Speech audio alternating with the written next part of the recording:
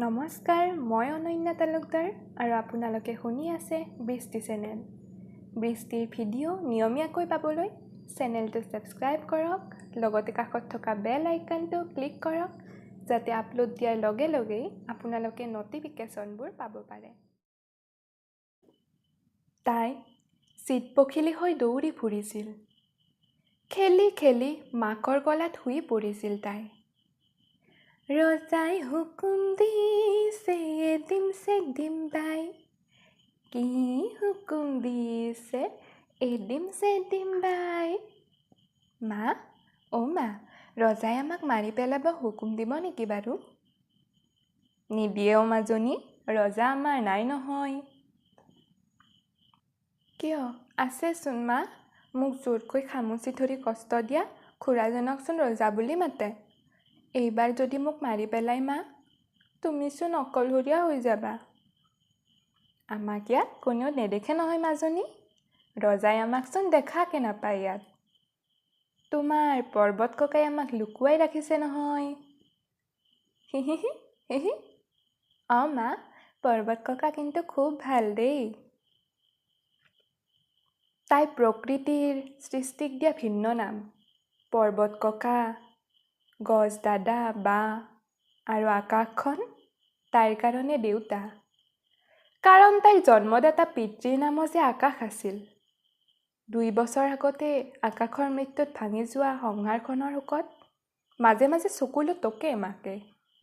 সেইকাৰণে হয়তো এইখন ঠাইলৈ অহাৰ পিছত মা, সকলোকে নাম দিলোঁ, আকাশখনৰ কি নাম দিম বুলি সোধা প্ৰশ্নৰ উত্তৰত তাইৰ মাকে কৈছিল, দেউতা, আকাশ হ'ব তোমাৰ দেউতা।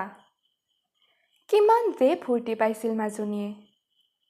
চিঞৰি চিঞৰি কৈছিল কেৱল, আকাশ দেউতা, আকাশ দেউতা। আৰু এদিন আহিল সেই ভয়ংকৰ ধুমুহাজাক, উৰুৱাই লৈ গ'ল সিহঁতৰ মৰমৰ ঘৰখনৰ অস্তিত্ব। এজাক নৰপিশাচ আহিল আৰু পুনৰাবৃত্তি হ'ল 6 মাহ আগৰ সেই বৰ্বৰতাৰ ঘটনা।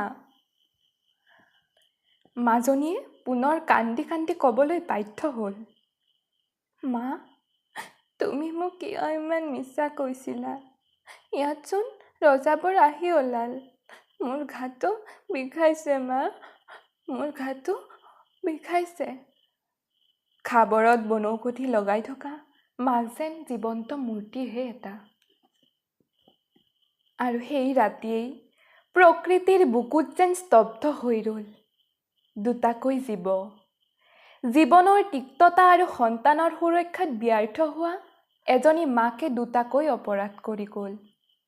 থতুৰাৰ গুটিৰে মাজনীৰ মাকে আত্মহননৰ লগতে হত্যা কৰিলে নিজৰেই গৰ্ভস্থ সন্তানজনীক।